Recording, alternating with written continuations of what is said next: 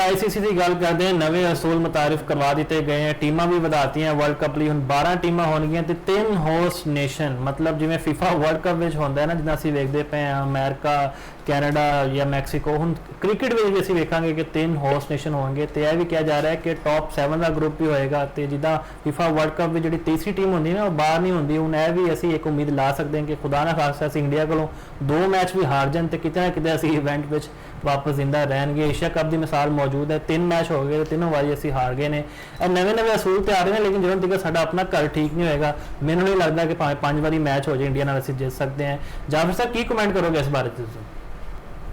जी मुफाद साहब, आईसीसी ਵੱਲੋਂ ਇਹ ਜਿਹੜਾ ਕਦਮ ਚੁੱਕਿਆ ਗਿਆ ਬੇਸਿਕਲੀ ਵਨਡੇ ਤੇ T20 ਵਰਲਡ ਕੱਪ ਦੇ ਵਿੱਚ ਮਜ਼ੀਦ ਦਿਲਚਸਪੀ ਲੋਕਾਂ ਦੀ ਪੈਦਾ ਕਰਨ ਲਈ ਤੇ ਉਹਨਾਂ ਨੂੰ ਰੰਗਾ ਰੰਗ ਬਣਾਉਣ ਲਈ ਕੀਤਾ ਗਿਆ। ਵਨਡੇ ਫਾਰਮੈਟ ਦੇ ਵਿੱਚ ਜਿਹੜੀਆਂ 11 ਟੀਮਾਂ ਨੇ ਉਹ ਪਹਿਲੇ ਤੋਂ ਮੌਜੂਦ ਹੋਣਗੀਆਂ ਸੁਪਰ 12 ਰਾਉਂਡ ਦੇ ਵਿੱਚ, ਜਿਹਨੂੰ ਤੁਸੀਂ ਦੂਜਾ ਮਰਹਲਾ ਵੀ ਕਹਿ ਸਕਦੇ ਹੋ। ਤੇ ਉਸ ਤੋਂ ਇਲਾਵਾ ਜਿਹੜੀ 12ਵੇਂ 13ਵੇਂ ਤੇ 14ਵੇਂ ਨੰਬਰ ਵਾਲੀ ਟੀਮ ਹੋਈ, ਉਹਨਾਂ ਦੇ ਦਰਮਿਆਨ ਇੱਕ ਸੁਪਰ ਜੀ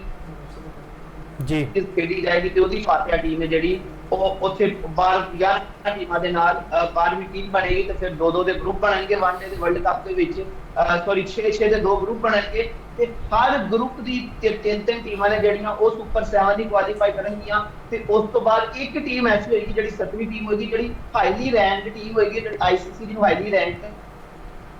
7ਵੀਂ ਟੀਮ ਹੋਏਗੀ। ਤੇ ਜਿਹੜਾ ਸੁਪਰ 7 ਦਾ ਜਿਹੜਾ ਮਰਹਲਾ ਹੋਏਗਾ ਉਹ ਜਿਹੜਾ ਬੁਨਿਆਦੀ ਤੌਰ ਤੇ ਤੀਜਾ ਮਰਹਲਾ ਹੋਏਗਾ ਵਰਲਡ ਕੱਪ ਦਾ, ਉਹਦੇ ਵਿੱਚ ਹਰ ਟੀਮ ਰੋਬਿਨ ਰਾਉਂਡ ਫਾਰਮੈਟ ਦੇ ਉੱਤੇ ਹਰ ਟੀਮ ਦੇ ਨਾਲ ਮੈਚ ਖੇਡੇਗੀ ਤੇ ਜਿਹੜੀਆਂ ਟੌਪ 4 ਟੀਮਾਂ ਹੋਣਗੀਆਂ ਉਹ ਸੈਮੀਫਾਈਨਲ ਖੇਡਣਗੀਆਂ। ਇੱਕ ਬੜਾ ਹੀ ਕਹਿ ਲਓ ਕਿ ਇੱਕ ਨਵਾਂ ਤਜਰਬਾ, ਵਾਕਈ ਨਵਾਂ ਤਜਰਬਾ, ਜਿਹਦੇ ਵਿੱਚ ਸੁਣਨ ਚ ਤੇ ਪੜ੍ਹਨ ਚ ਤੇ ਲੱਗ ਰਿਹਾ ਕਿ ਵਾਕਈ ਇਹ ਖੇਡ ਨੂੰ ਇੱਕ ਨਵੀਂ ਕਹਿ ਲਓ ਕਿ ਜੋਹਰ ਬਖਸ਼ੇਗਾ ਕਿ ਜਿਹੜਾ ਪਹਿਲੇ ਇੱਕ ਬੋਲਿੰਗ ਦਾ ਤਰੀਕਾਕਾਰ ਕਿਆ ਹੋ ਗਿਆ, ਫਿਰ ਪ੍ਰੀ ਕੁਆਟਰ ਫਾਈਨਲ, ਫਿਰ ਕੁਆਟਰ ਫਾਈਨਲ ਤੇ ਫਿਰ ਸੈਮੀਫਾਈਨਲ, ਜਾਂ ਉਸ ਤੋਂ ਬਾਅਦ ਸੁਪਰ 6 ਤੋਂ ਬਾਅਦ ਡਾਇਰੈਕਟ ਸੈਮੀਫਾਈਨਲ ਕਰਾ ਦਿੰਦੇ ਸਨ ਤੇ ਹਰ ਟੀਮ ਦੇ ਨਾਲ ਮੁਕਾਬਲਾ ਕਰਨ ਦਾ ਮੌਕਾ ਨਹੀਂ ਸੀ ਮਿਲਦਾ। 2023 ਦੇ ਵਿੱਚ 1992 ਤੋਂ ਬਾਅਦ 2023 ਦਾ ਜਿਹੜਾ ਵਨਡੇ ਵਰਲਡ ਕੱਪ ਸੀ ਉਹਦੇ ਵਿੱਚ ਰੋਬਿਨ ਰਾਉਂਡ ਫਾਰਮੂਲਾ ਸੀ ਜਿਹੜਾ ਉਹ ਅਪਣਾਇਆ ਗਿਆ ਸੀ ਕਿ ਹਰ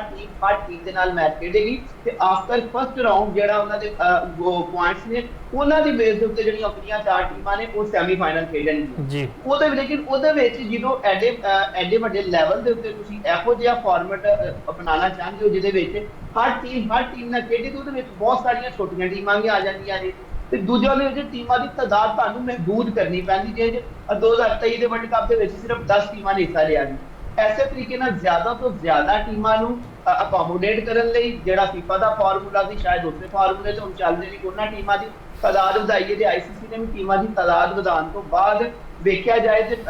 ਜਿਹੜੀ 14 ਟੀਮਾਂ ਨੇ ਉਹ ਇੱਕ ਰੋਜ਼ਾ ਵਰਲਡ ਕੱਪ ਦੇ ਵਿੱਚ ਬੁਨਿਆਦੀ ਤੌਰ ਤੇ ਸ਼ਾਮਲ ਹੋਣਗੀਆਂ। ਫਿਰ ਉਹ ਫਿਲਟਰ ਹੁੰਦੇ ਆ ਦੂਜੇ ਮੁਖਤਲਿਫ ਮਰਾਹਲ ਤੋਂ ਗੁਜ਼ਰਦੇ ਹੋਇਆ ਉਹ ਸੁਪਰ 7 ਤੱਕ ਪਹੁੰਚਣਗੇ, ਜਿੱਥੇ ਹਰ ਟੀਮ ਦੇ ਨਾਲ ਖੇਡੇਗੀ, ਯਾਨੀ ਕਿ ਟੌਪ 7 ਜਿਹੜੀਆਂ ਟੀਮਾਂ ਹੋਣਗੀਆਂ ਇਵੈਂਟ ਦੀਆਂ ਉਹ ਹਰ ਇੱਕ ਟੀਮ ਹਰ ਇੱਕ ਦੇ ਨਾਲ ਖੇਡੇਗੀ। ਇਹਦਾ ਇੱਕ ਫਾਇਦਾ ਹੋਏਗਾ ਕਿ ਜਿਹੜਾ ਅਸੀਂ ਕਹਿ ਰਹੇ ਹਾਂ ਜੀ ਅਰਜਨਟੀਨਾ ਨੂੰ ਆਸਾਨ ਮੈਚ ਮਿਲੇ ਨੇ ਤੇ ਇਸ ਫਾਰਮੈਟ ਦੇ ਉੱਤੇ ਕਿਸੇ ਟੀਮ ਨੂੰ ਆਸਾਨ ਮੈਚ ਨਹੀਂ ਮਿਲੇਗਾ। ਕੋਈ ਟੀਮ ਹੈ ਉਹ ਅੱਛੀ ਹੈ ਜਾਂ ਬੁਰੀ, ਉਹਨੂੰ ਹਰ ਅੱਛੀ ਤੇ ਬੁਰੀ ਟੀਮ ਦੇ ਨਾਲ ਖੇਡਣਾ ਪਏਗਾ। ਇੱਕ ਤੇ ਦੂਜਾ ਜਿਹੜਾ ਉਹਨਾਂ ਨੇ ਕਹਿ ਲਓ ਕਿ T20 ਦੇ ਵਰਲਡ ਕੱਪ ਦੇ ਵਿੱਚ ਜੋ ਥੋੜਾ ਜਿਹਾ ਫਾਰਮੈਟ ਦੇ ਵਿੱਚ ਤੇ ਉਹਦੇ ਤਰੀਕਾਕਾਰ ਦੇ ਵਿੱਚ ਜਿਹੜੀ ਤਬਦੀਲੀ ਕੀਤੀ ਹੈ, ਉਹਦੇ ਵਿੱਚ ਪਹਿਲੇ 20 ਟੀਮਾਂ ਹੋਣਗੀਆਂ, ਜਿਹੜੀਆਂ 20 ਟੀਮਾਂ ਕਹਿ ਲਓ ਕਿ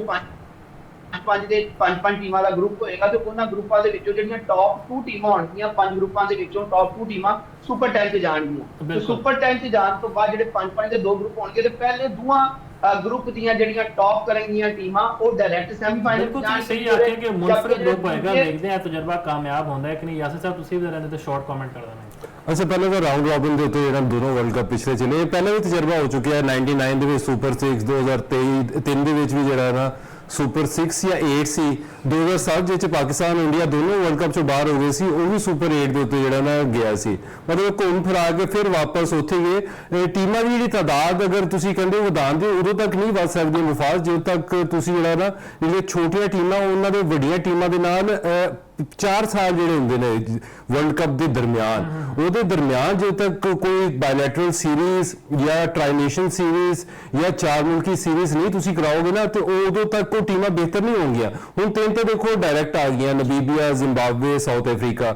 2 ਟੀਮਾਂ ਇਜ਼ਾਫੀ ਕਰ ਦਿੱਤੀਆਂ ਤੁਸੀਂ। 12ਵੀਂ ਟੀਮ ਉਹ ਵੀ 3 ਟੀਮਾਂ ਨਾਲ ਲੜ ਕੇ ਆਏਗੀ। ਉਸ ਤੋਂ ਬਾਅਦ 7 ਟੀਮਾਂ, ਪਹਿਲਾਂ 10 ਟੀਮਾਂ ਹੁੰਦੀਆਂ ਸੀ, 3 ਟੀਮਾਂ ਜਿਹੜੀਆਂ ਨਾ ਮਾਈਨਸ ਕਰ ਦਿੱਤੀਆਂ ਜਾਣਗੀਆਂ। ਇੱਕ ਟੀਮ ਨੂੰ ਜਿਹੜਾ ਨਾ ਇੱਕ ਚਾਂਸ ਮਿਲ ਜਾਏਗਾ, ਜਿਹੜੀ ਕਿ ਦੋਨਾਂ ਗਰੁੱਪਾਂ ਦੇ ਵਿੱਚੋਂ ਬੈਸਟ ਆਫ 7 ਹੋਏਗੀ। ਉਹ ਪਾਕਿਸਤਾਨ ਦੇ 2 ਵਰਲਡ ਕੱਪ ਅਗਰ ਤੁਸੀਂ ਦੇਖੋ 8ਵੇਂ ਜਾਂ 9ਵੇਂ ਨੰਬਰ ਦੇ ਉੱਤੇ ਫਿਨਿਸ਼ ਕਰਦੀ ਰਹੀ ਹੈ। ਨੈਟ ਰਨ ਰੇਟ ਤੋਂ ਜਿਹੜਾ ਨਾ ਬਾਹਰ ਹੋ ਜਾਂਦੀ ਸੀ ਪਾਕਿਸਤਾਨ। ਨਿਊਜ਼ੀਲੈਂਡ ਦੇ ਨਾਲ ਪਾਕਿਸਤਾਨ ਦੀ ਟਾਈ ਪੈ ਗਈ ਸੀ 2019 ਦੇ ਵਿੱਚ। ਹੋ ਸਕਦਾ ਹੈ ICC ਇੱਕ ਡੈਡ ਰਬਰਸ, ਦੂਸਰਾ ਪਾਕਿਸਤਾਨ ਇੰਡੀਆ ਦੇ ਮੁਕਾਬਲੇ ਦੇ ਨਾਲ ਹੀ ਜ਼ਿਆਦਾ ਰੈਵਨਿਊ ਜਨਰੇਟ ਹੁੰਦਾ ਹੈ, ਨਹੀਂ ਤਾਂ ਸਟੇਡੀਅਮ ਜਿਹੜੇ ਨੇ ਐਮਟੀ ਰਹਿ ਜਾਂਦੇ ਨੇ। ਤੇ ਉਹ ਇੱਕ ਚਾਂਸ ਜ਼ਿਆਦਾ ਕਿ ਪਾਕਿਸਤਾਨ ਇੰਡੀਆ ਦੇ 2 ਮੈਚਸ ਮੈਨੂੰ ਲੱਗਦਾ ਕਿ ਲੀਗ ਸਟੇਜਿਸ ਉੱਤੇ ਹੀ ਜਿਹੜਾ ਨਾ ਕਰਵਾਉਣਾ ਚਾਹੁੰਦੇ ਤੇ ਰੈਵਨਿਊ ਜਿਹੜਾ ਨਾ ਡਬਲ ਕਰਨਾ ਬਿਲਕੁਲ ਚਾਹੁੰਦੇ। ਜੀ, ਜਿੰਨੇ ਵੀ ਮੈਚਸ ਹੋਣ 2 ਹੋਣ 3 ਹੋਣ 5 ਹੋਣ, ਸਾਡੀ ਖੁਆਇਸ਼ ਹੈ ਘੱਟ ਤੋਂ ਘੱਟ ਅਸੀਂ ਇੱਕ ਮੈਚ ਤੇ ਜਿੱਤ ਜਾਈਏ, ਸ਼ਾਇਦ ਅਸੀਂ ਵੀ ਕੋਈ ਖੁਸ਼ੀਆਂ ਮਨਾ ਲਈਏ। ਬਹਰਹਾਲ ਜੀ ਹੁਣ 26 ਜੁਲਾਈ ਤੋਂ ਪਾਕਿਸਤਾਨ ਤੇ ਵੈਸਟ ਇੰਡੀਜ਼ ਦੀ ਬੜੀ ਅਹਿਮ ਟੈਸਟ ਸੀਰੀਜ਼ ਦਾ ਆਗਾਜ਼ ਹੋਣ ਲੱਗਿਆ। ਆਪਣੇ ਦਿਲ ਥਾਮ ਲਓ ਤੇ ਆਪਣੀ ਟੀਮ ਨੂੰ ਭਰਪੂਰ ਅੰਦਾਜ਼ ਨਾਲ ਸਪੋਰਟ ਕਰੋ, ਕਿਉਂਕਿ ਹੁਣ ਕੈਪਟਨ ਵੀ ਸਾਡੇ ਸਟਾਰ ਬੈਟਰ ਬਾਬਰ ਆਜ਼ਮ ਨੇ।